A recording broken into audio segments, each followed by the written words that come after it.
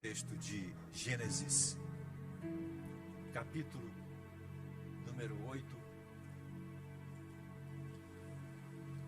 E vou ler uma parte do texto apenas.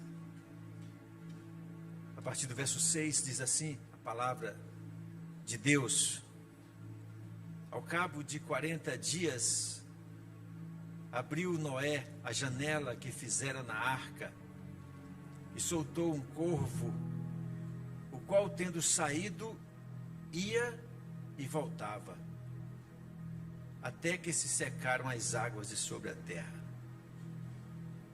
Que esta palavra esteja no seu coração. Que o Senhor te abençoe. Você pode assentar.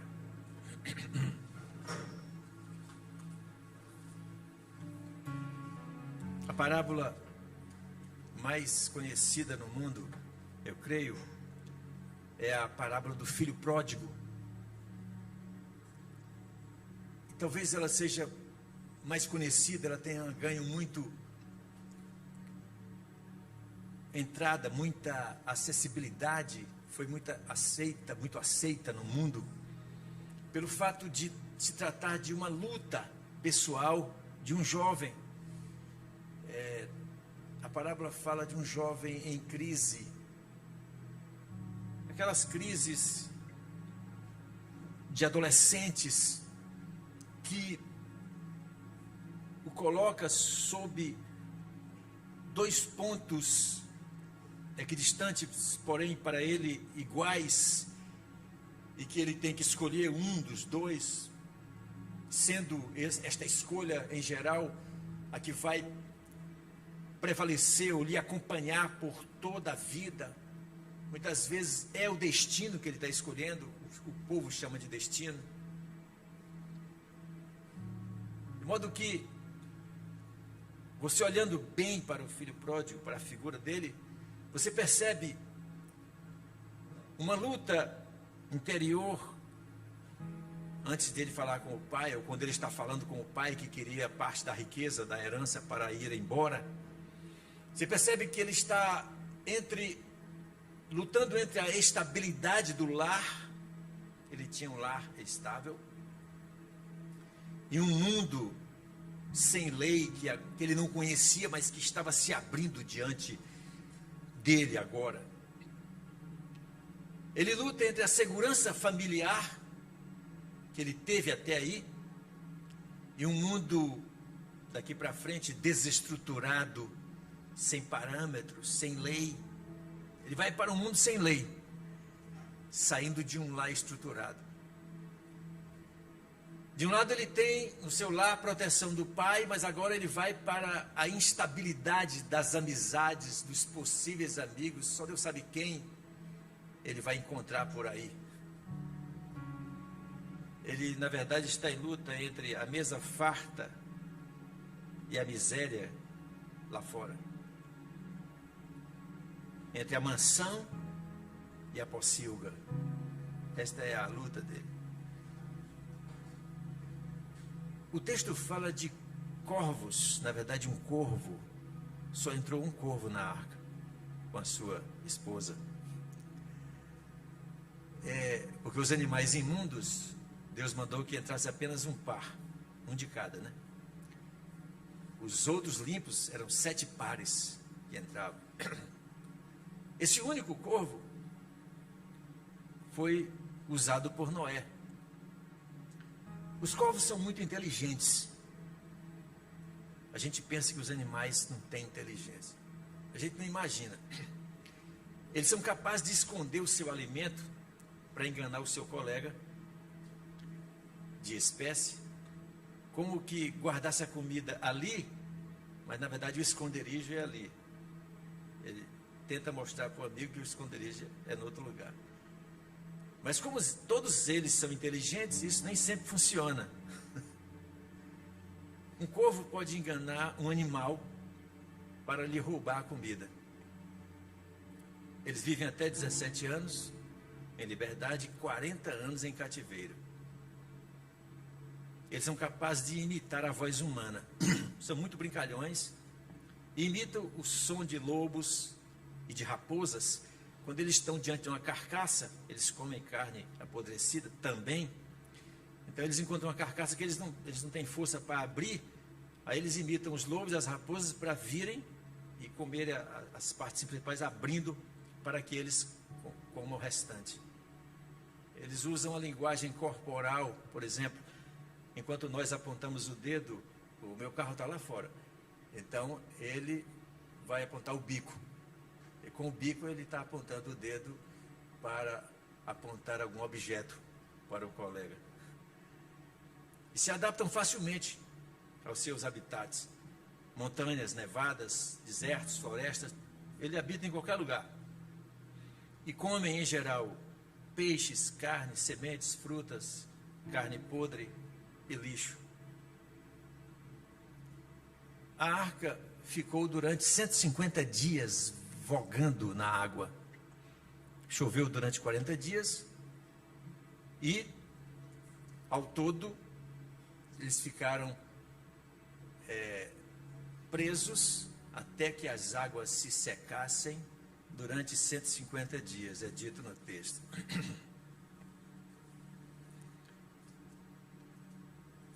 Talvez foi a maior epopeia, o maior evento, a maior aventura do ser humano já feita, uma família com animais conviverem durante 150 dias. Como sabemos, isso deu muito problema depois, porque todo confinamento, haja vista a experiência da pandemia que confinou as famílias, aumentou o número de violência em todos os níveis. Então houve também, por causa disso, violências. Nós vamos saber depois. Há duas perguntas que me chamaram a atenção no texto e que eu gostaria de fazer para estudarmos juntos as respostas. A primeira pergunta que eu faço é: por que que o corvo, ao voltar, não entrou na arca? Se era lá que havia segurança, proteção, cuidado. Eu imagino o cuidado de Noé e sua família com os animais. Não faltava nada, foi um negócio feito, encomendado por Deus. Tinha comida suficiente. Se ali tinha tudo isso, companhia, relacionamentos, foi uma selva colocada lá dentro, proteção. Por que que o corvo não voltou para a arca? Porque é dito que quando Noé soltou uma pomba, ela voltou e Noé estendeu o braço. Veja bem, tinha uma janela, uma abertura, ele estendeu a mão e ela pousou sobre a mão dele, certamente, e ele a trouxe para dentro da arca. Então, o corvo não aconteceu isso. Diz a Bíblia que ele ficou indo e voltando. Esse indo e voltando duraram cerca de 21 dias. Porque é dito que aqui, que quando Noé soltou a pomba, já estava no final do dilúvio, dos 150 dias, mas foi de 7, ele soltou 3 vezes, e cada vez de uma distância para outra, foram 7 dias. Então, por que que o corvo não voltou como a pomba voltou? Será que ele decepcionou Noé? Noé queria um sinal, saber se as águas tinham baixado. Deus poderia ter dito, né? Deus disse tanta coisa, detalhes, né? Mas isso não disse. Noé tinha que se virar com o senso meteorológico que ele podia ter ao alcance dele, com as antenas possíveis.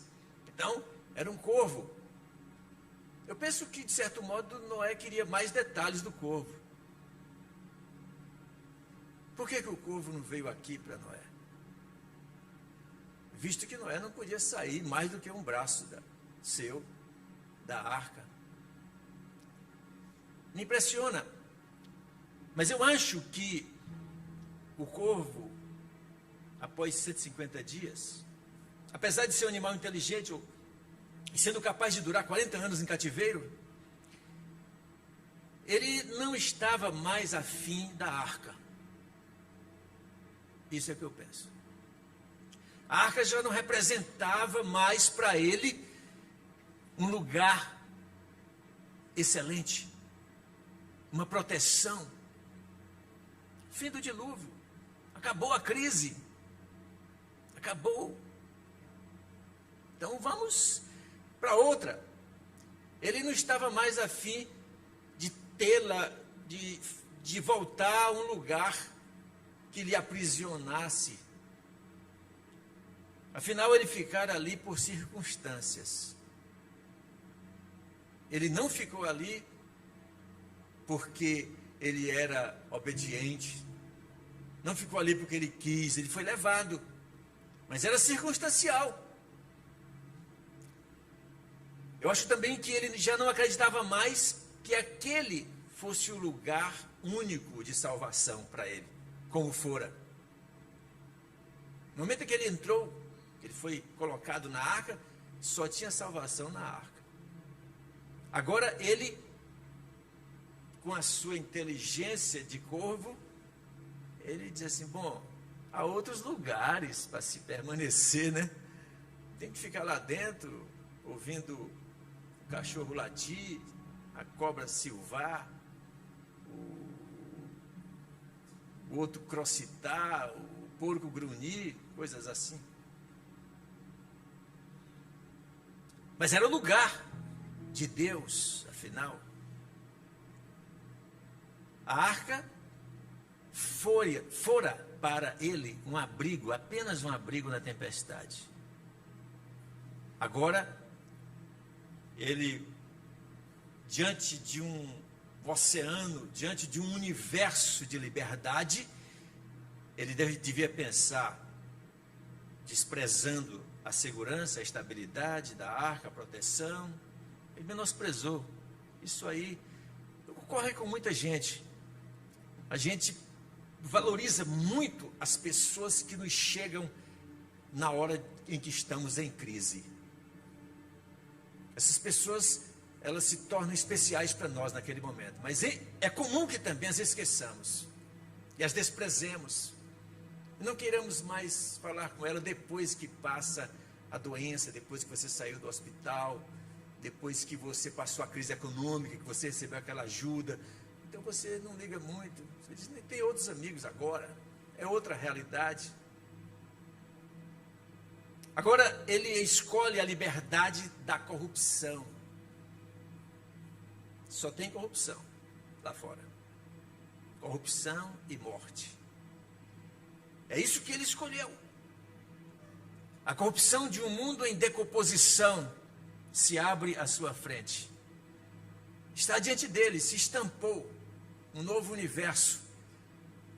Ele pode dizer assim, bom, é uma escolha, não está diante de mim, eu tenho que escolher. A vida é feita de escolhas, dizem. A segunda pergunta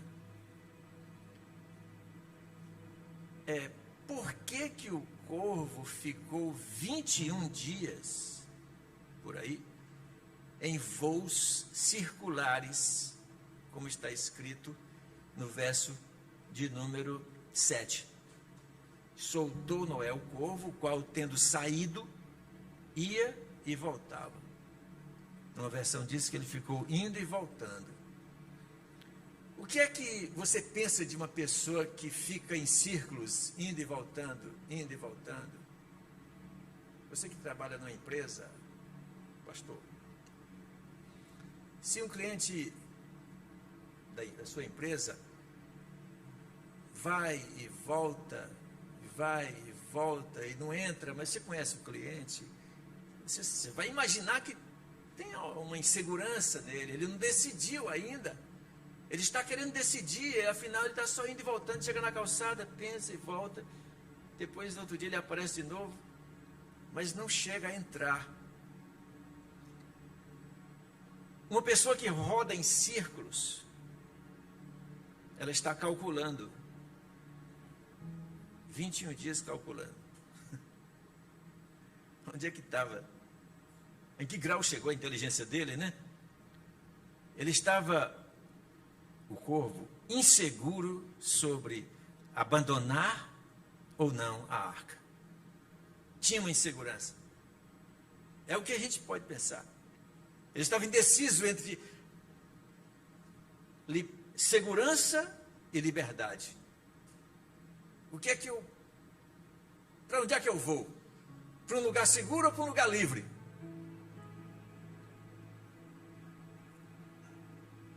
Ele dava voltas, evitando que Noé estendesse a mão e o apanhasse de volta, porque ele não queria entrar a priori. Se ele não chegou tão perto como a pomba chegou, e ele era mais inteligente, é mais inteligente do que uma pomba, as pombas são débeis elas, mas ele é inteligente. Se não chegou tão perto do braço de Noé, porque realmente ele decidiu até ali, bom, eu não vou entrar assim facilmente não, eu já saí, eu quero ver como é que está aqui fora. Compreendeu? Ele dava voltas, indo e voltava, ia e voltava. Na verdade, ele não podia ter passado 21 dias voando, indo e voltando, porque ninguém aguenta, nenhum animal pode aguentar. Ele tinha que parar. Você pergunta onde é que ele parava, se ele não parava lá. Bom, ele pode não ter parado lá porque não achou uma superfície sólida, se bem que a arca já tinha estabilizado no cume de um monte. Correto, Júlio? Então, ele bem que devia ter algum lugar sólido, mas lá onde ele ia, para onde ele queria ir, nas águas da decomposição, talvez não tivesse um galho, um pico de um monte, capaz de ele ficar ali o tempo. E daí ele voltava naquela sua indecisão, de ficar de uma vez ou não, mas não entrava. Ia para a arca. Onde é que ele ficava, afinal de contas? Onde é que ele passava uma noite? Que ele não passava uma noite indo e voltando. Ou dia, né? A noite de 24 horas não era. Então, certamente ele ficava no poleiro da arca. Sabe o que é poleiro, né? Tinha lá uma grade, um pedaço de pau, uma saliência, uma tábua, em onde ele podia se agarrar, literalmente, e ficar ali. Isso sim, mas entrar, não. Ele já não queria entrar.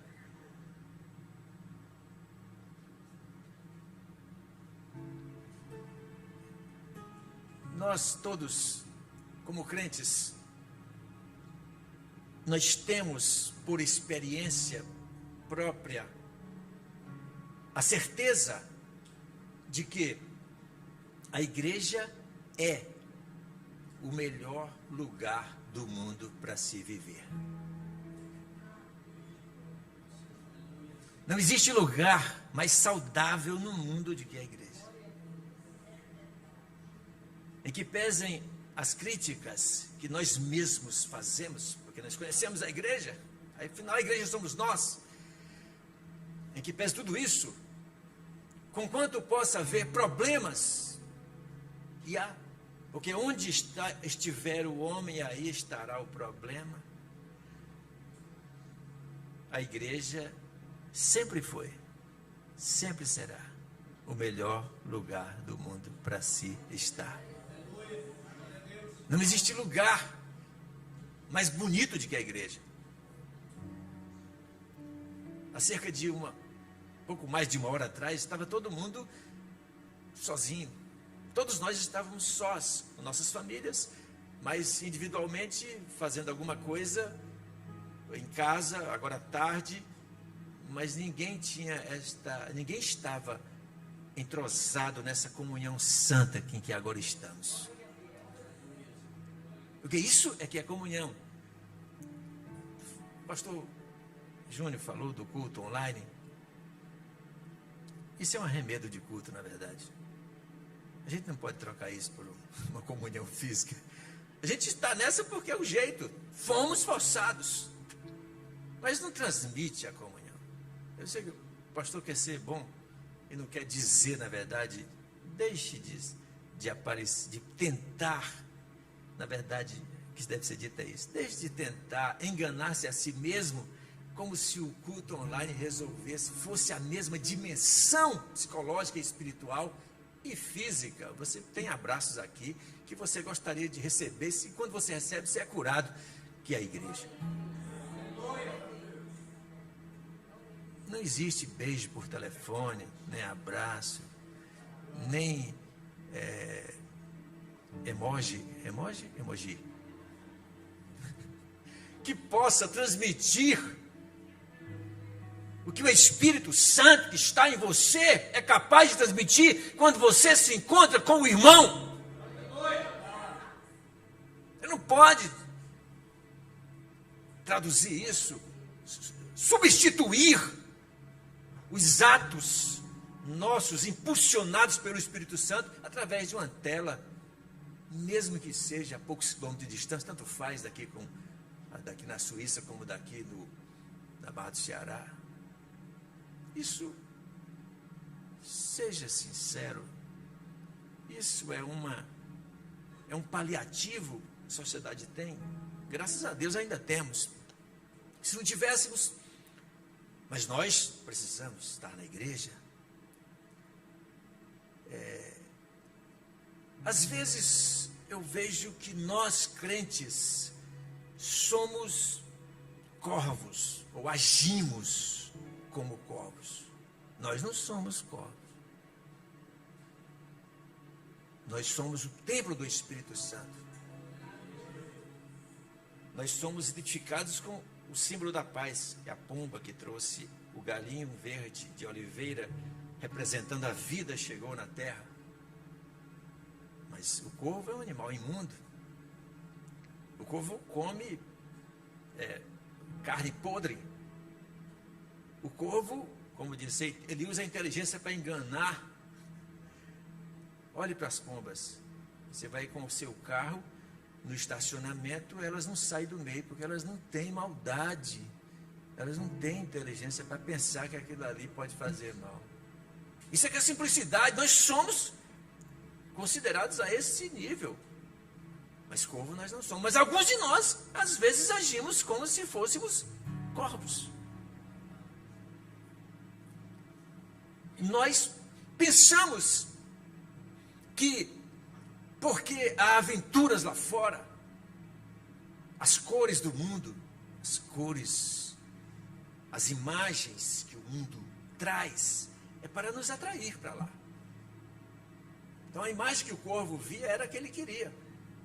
É a imagem da morte, gente. Aí você diz, mas não é bom? Para ele era. Ele estava diante de um manjar. Ele diz, agora eu vou me deleitar, passar, pelo amor de Deus, passar comendo essa comida industrializada de Noel, 150 dias, não dá. Tem gente que, como o filho pródigo, enjoa da mansão. O filho pródigo enjoou, ele diz, pai, me dá a minha parte, eu não aguento mais. Tanta coisa boa aqui dentro, não aguento mais viver nesse paraíso. Eu quero o pecado. É isso que o meu coração está pedindo. É isso que o coração do homem.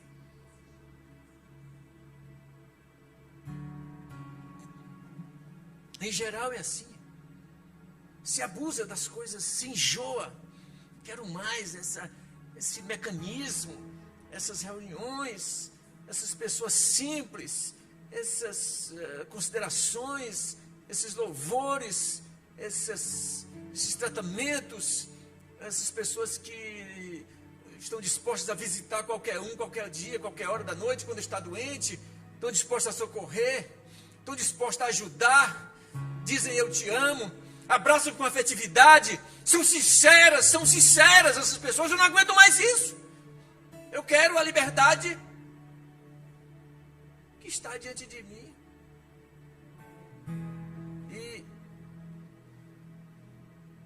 Enquanto se pensa assim, na verdade, não se vai de uma vez. Eu ouso dizer, sem estatística nenhuma, que há mais crentes hoje, indo e voltando, do que ou dentro ou fora. quantidade de pessoas que estão empoleiradas na igreja, elas não entram no sentido de participar, de estar ali com tudo, com todas as forças, com todas as energias, com todo o teu amor, com todo o seu entendimento. Isso não.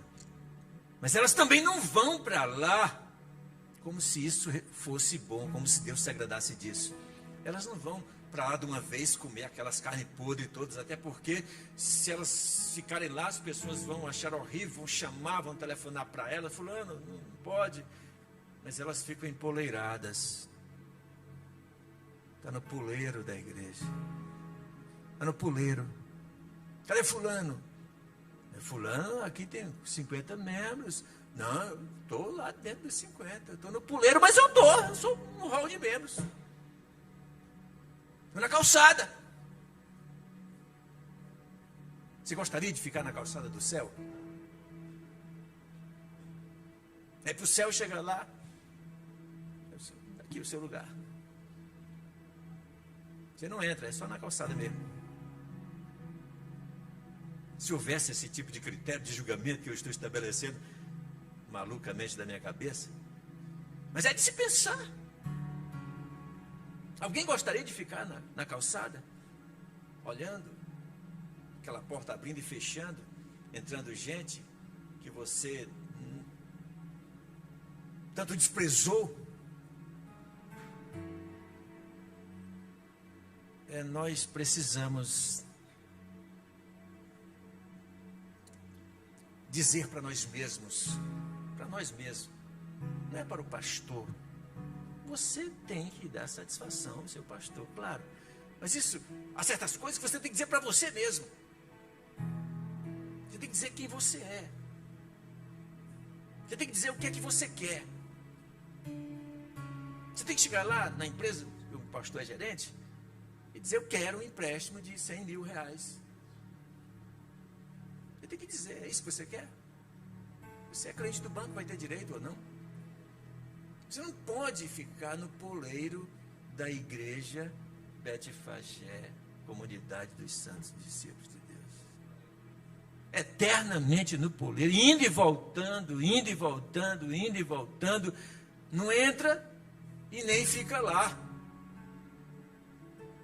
Estou a ponto de vomitar-te, diz o Senhor a uma igreja do Apocalipse, que nem é quente e nem é fria. Faz tempo que eu não vejo um crente frio. Faz muito tempo.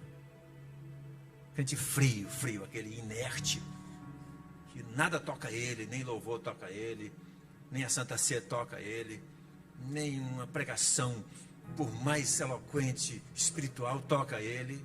Esses crentes frios não tem mais. E quentes também não tem. É difícil. Tem, mas é difícil. O que tem é uma cambada de crente morno, que vive indo e voltando, indo e voltando, indo e voltando. Não quer nem chegar na porta para que o servo de Deus, o ministro, estenda a mão e pegue ele e traga para dentro. Não, ele passa longe, mas é indo e voltando, indo e voltando, indo e voltando, nesse jogo maligno, apocalipticamente mortal. Isso é um jogo mortal, indo e voltando. O povo saiu, tendo saído, ficou indo e voltando. Eu quero terminar fazendo algumas perguntas. Primeiro, antes de fazer as perguntas, eu quero dizer o seguinte: permanecer na igreja por circunstâncias, apenas por circunstâncias, vai te fazer ficar oprimido.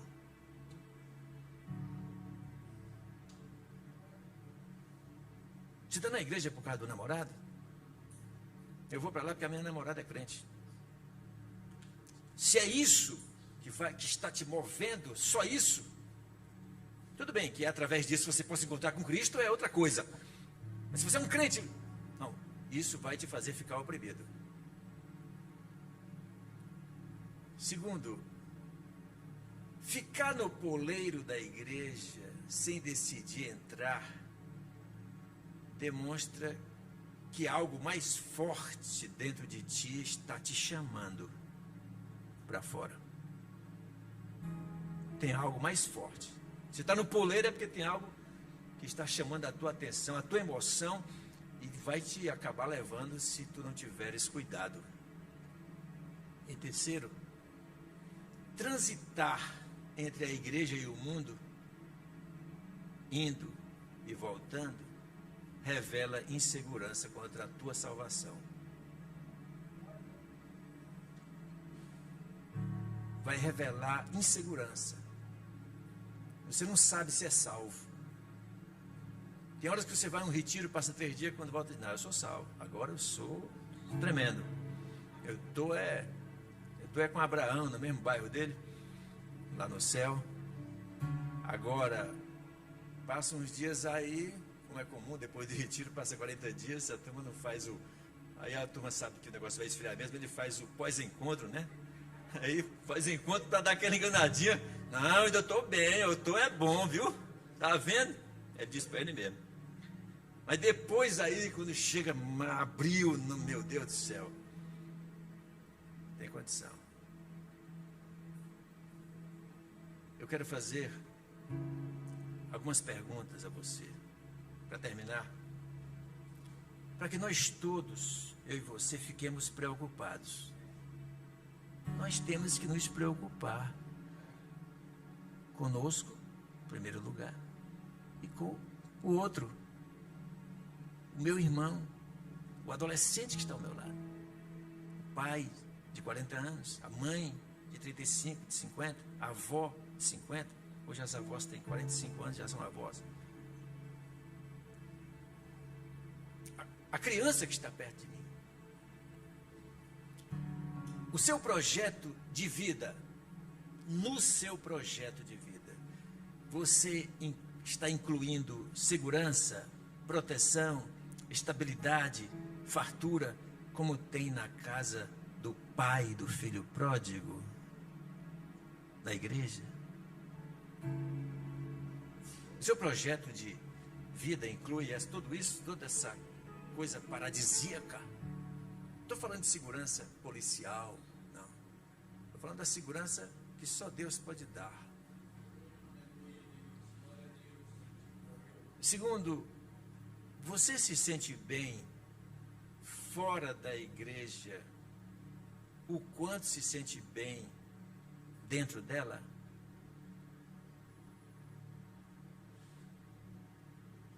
Terceiro